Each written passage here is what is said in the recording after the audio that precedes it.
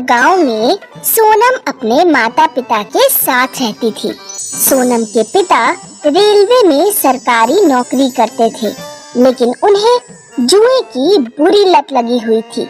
इसीलिए सोनम की माँ को कपड़े प्रेस करके घर का खर्चा चलाना पड़ता था। सोनम, मोबाइल बाद में चला लियो, पंडित जी के घर जाकर ये कपड़े दे आ। बस माँ, ये वीडियो पूरी देख लेने दो, फिर जाती हूँ। उठ रही है या नहीं? अभी गरम गरम प्रेस तेरे हाथ पर रख दूंगी। पूरे दिन यूट्यूब में ही घुसी रहती है।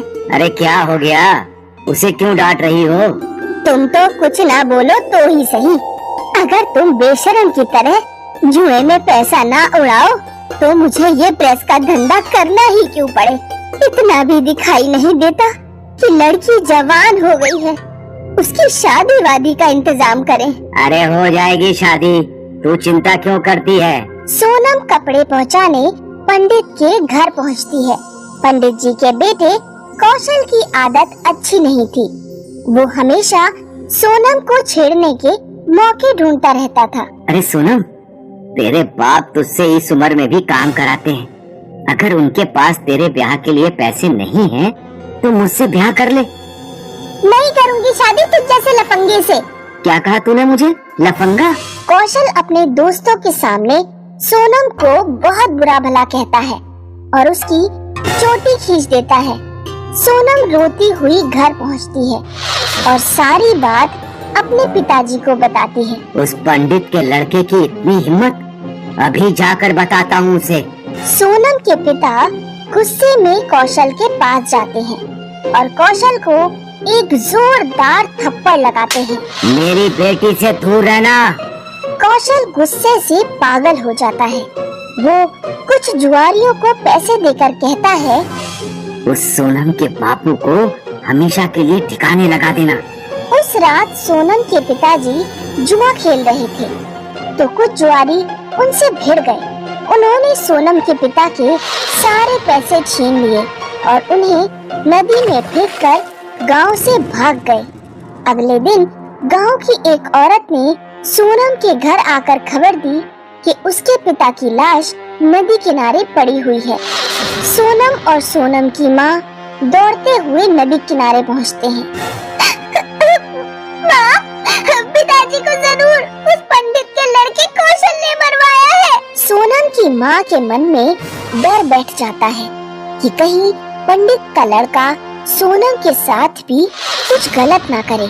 इसीलिए वो दूर गांव में एक लड़का खोजकर सोनम की तुरंत शादी कर देती है। शादी के बाद सोनम को पता चलता है कि उसका पति विपिन पियक्कर है। वो अक्सर रात को गांव के नाले में पड़ा मिलता। सोनम को रोजाना उसे घर तक उठाकर लाना पड़ता।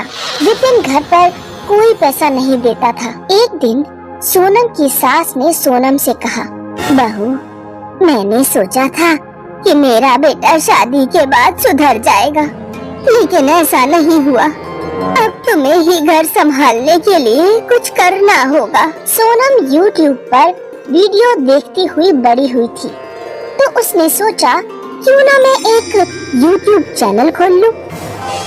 लेकिन शुरुआत में सास बहू के पास इन्वेस्टमेंट करने के लिए कुछ भी नहीं था। सासू माँ, हमारे पास केवल एक मोबाइल है, मुझे समझ नहीं आ रहा कि हम किस चीज का चैनल खोलें। हम लोगों को खाना बनाना और अचार डालना सिखा सकते हैं, लेकिन YouTube पर पहले से ही खाना बनाने वाले बहुत सारे चैनल हैं। होंगे, लेकिन देसी खाना बनाना कोई नहीं सिखाता। हम गांव का देसी खाना लोगों को बनाना सिखाएंगे। सोनम अपनी पहली वीडियो में लोगों को चावल की खीर बनाना सिखाती है। सोनम की पहली वीडियो को अच्छा रिस्पांस मिलता है और बहुत सारे लोगों के कमेंट्स भी आते हैं। फिर तो सोनम पूरी, आलू गोभी, कचौड़ी, डोसा, इडली और बाजार के लड्डू सभी वीडियो बनाकर अपने चैनल पर डाल देती है। सोनम खाना बनाती और उसकी सास मोबाइल पकड़कर वीडियो शूट करती। लगभग 3-4 महीने लगातार मेहनत करने के बाद YouTube से पैसे आने शुरू हो जाते हैं। सासू माँ, आज YouTube की तरफ से $100 आए हैं। मात्र 100 रुपये? इतनी मेहनत के बाद? 100 रुपए नहीं, $100। डॉलर अमेरिका की मुद्रा है, जैसे भारत की रुपया। $100 7,500 रुपए के बराबर होते हैं। YouTube चैनल की इनकम से सोनम के घर थोड़ी आर्थिक समृद्धि आ जाती है। वे लोग एक नया गैस चूल्हा खरीद लेते हैं और एक कैमरा भी। एक दिन जब सोनम दूध से खोया बनाना सिखा रही थी तो अचानक भगोना गैस से फिसल गया और गरम-गरम दूध सोनम के ऊपर गिर पड़ा। सोनम की सास विपिन के पास मदद के लिए पहुंची, लेकिन विपिन हमेशा की तरह पीकर नाले में पड़ा हुआ था। आखिरकार सोनम की सास गांव के एक आदमी को लेकर घर पहुंची और उसकी मदद से सोनम को हॉस्पिटल पहुंचाया। वैसे तो सोनम उसे उठाकर ले जाती थी, लेकिन आज सोनम हॉस्पिटल में जिंदगी और मौत की लड़ाई लड़ रही थी। उधर विपिन उस रात नाले में ही पड़ा रहा। विपिन को सुबह होश आता है।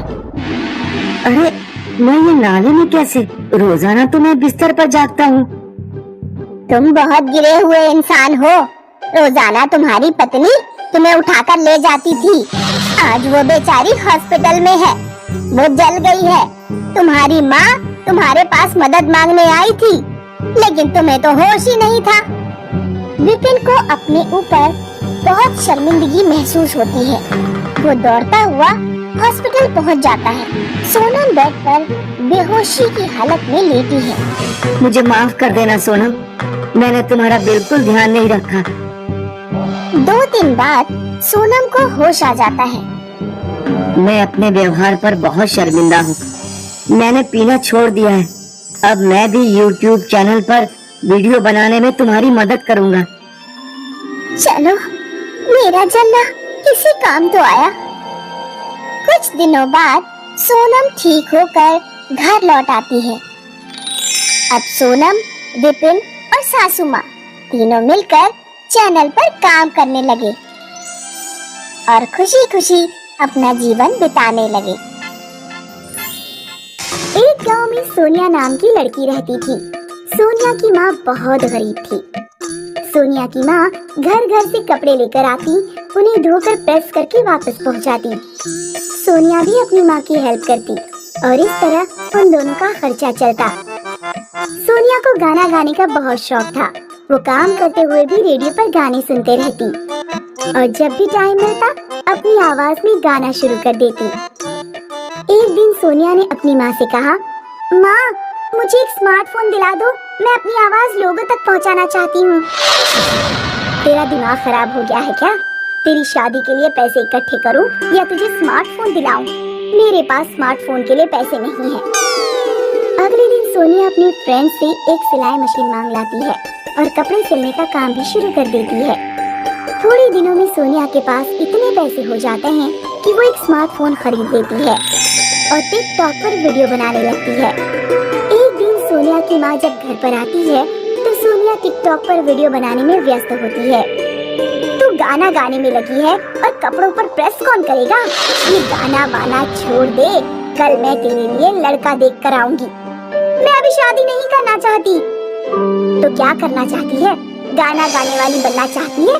तेरी उम्र निकल गई तो फिर तुझसे कोई शादी भी नहीं करेगा। सोनिया की माँ सोनिया की शादी कर देती है। ससुराल जाकर सोनिया टिकटॉक पर वीडियो बनाना नहीं छोड़ती। एक दिन सोनिया के ससुर अपने बेटे से कहते हैं, अरे तेरी बहू गाना गाती है, टिकटॉक पर वीडियो बनाती है, गांव भर में हमारी बदनामी हो रही है। नई नई बहू को ऐसे काम करने चाहिए, तो उसे समझाता क्यों नहीं है? पिताजी, मुझे इस बारे में कुछ नहीं पता। तो अब तो पता लग गया। सोनिया का पति सोनिया से जाकर कहता है, पिताजी बता रहे थे कि तुम टिकटॉक पर गाना गाकर वीडियो बनाती हो। हाँ, मैं बनाती हूँ। मुझे बचपन से ही गाना गाने का शौक है। अरे लेकिन आस पड़ोस वालों का तो सोचो, तुम अब हमारे परिवार की बहू हो। देखो, जिस तरह तुम्हें खाना खाने पानी पीने की जरूरत होती है, उसी तरह मुझे गाना गाने की जरूरत है। ये मेरी जिंदगी का हिस्सा बन गया है। मैं संगीत को अपनी जिंदगी से अलग नहीं कर सकती। सोनिया के ससुर सोचते हैं कि ये ऐसे नहीं मानेगी। एक बार जब रात में सोनिया सो रही होती है तो सोनिया के ससुर सोनिया का फोन उठाकर गांव की नदी में फेंक आते हैं। सुबह को जब सोनिया को फोन कहीं नहीं मिलता तो वो रोने लगती है। हे भगवान, मेरा फोन कहीं नहीं मिल रहा। मैं टिकटॉक पर वीडियो कैसे बनाऊंगी? अरे रो क्यों रही हो? मेरे साथ खेत पर काम करने चलो। वैसे भी हमारा खेत जमींदार के पास गिरवी रखा हुआ है। मुझे तो समझ नहीं आ रहा कि खेत को कैसे छुड़ाया जाए। मजबूरी में सोनिया को खेत पर काम करने जाना पड़ता है। एक दिन टिकटॉक कंपनी की तरफ से सोनिया के पास एक पार्सल आता है। उसमें एक लेटर भी होता है जिसमें लिखा होता है, टिकटॉक पर आपके 2 लाख फॉलोअर्स हो गए हैं। आपकी आवाज लोगों को बहुत पसंद आ रही है। हम आपको एक नया मोबाइल गिफ्ट कर रहे हैं। कृपया वीडियोस बनाते रहें। अपनी नई मोबाइल से सोनिया और भी वीडियोस बनाती है और धीरे धीरे एक दिन ऐसा आता है कि वो टिकटॉक पर सबसे बड़ी स्टार बन जाती है। एक दिन एक म्यूजिक प्रोडक्शन कंपनी की तरफ से सूट बूट पहने एक आदमी आता है और कहता है, सोनिया, आपकी आवाज लोगों को बहुत पसंद आ रही है। मैं आपको 20 लाख का चेक देने जा रहा हूँ। आप हमारी कंपनी के लिए गाना रिकॉर्ड कीजिए। सोनिया वो पैसे अपने पति और ससुर को देते हुए कहती है, अब आप अपना खेत आसानी से जमींदार से छुड़ा सकते हैं। मुझे माफ कर दो बेटी, मैंने तुम्हारे टैलेंट को नहीं समझा।